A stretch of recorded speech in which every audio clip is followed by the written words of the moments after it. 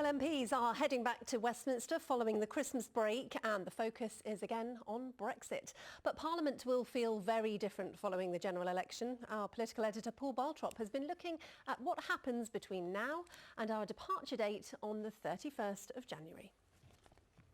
Parliament will resume after its Christmas break, and it'll be very different from a year ago. Theresa May's Brexit deal was voted down 3 times.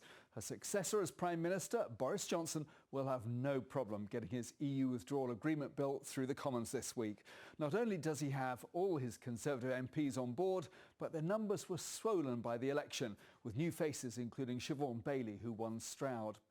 Getting the legislation through quickly is the job of North East Somerset MP Jacob Rees-Mogg. Apart from talking to Brexit supporters outside Parliament, he's still keeping away from cameras and journalists.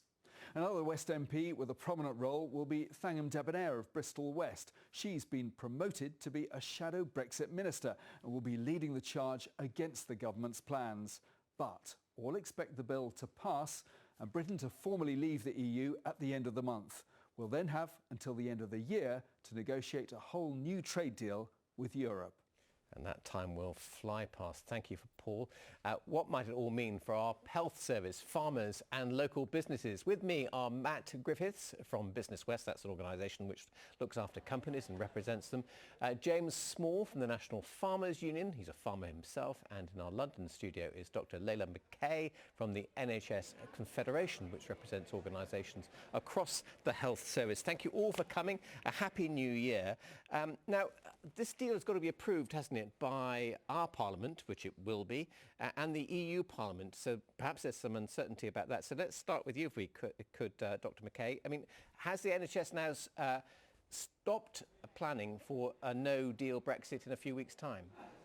My understanding is that it's now very unlikely, so that planning has been reduced. I think that we still need to be prepared for everything, just in case, but it is quite likely that no-deal Brexit is a much smaller risk than it was before. Right, so if the deal is approved, will anything change as far as the NHS is concerned on February the 1st?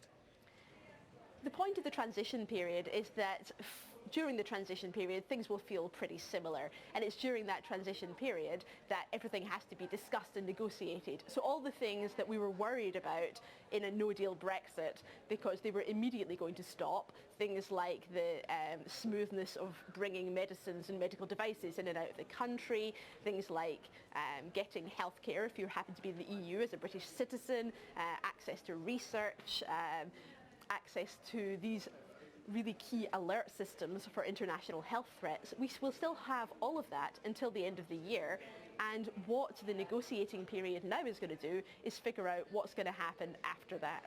OK, so after Brexit, is it likely that EU nationals living here in the West Country will still get free treatment on the NHS, and those of us who perhaps go to live or to work in Europe will also get free healthcare? Assuming that the deal passes, then that will be the case until the transition period finishes. The transition period, of course, is currently set to be at the end of the year. What happens after that will depend on what happens during the negotiations in the next few months. OK, no one knows, do they? James Small from the National Farmers Union. Many farmers voted for Brexit, didn't they? May I ask, did you? I did, yes. OK, so you've now got what you wanted. How will farmers' lives change, do you think? Well, what we're principally seeing is that the control of agricultural policy comes back to the UK. So there is an agricultural bill which was being brought forward before Christmas, but it got lost in the myriad of the shenanigans at Parliament. We're expecting that to come forward again, and we look forward to actually seeing food and farming being included in the agricultural bill, which seems to be a bit light to start with. How will lives change for West Country farmers?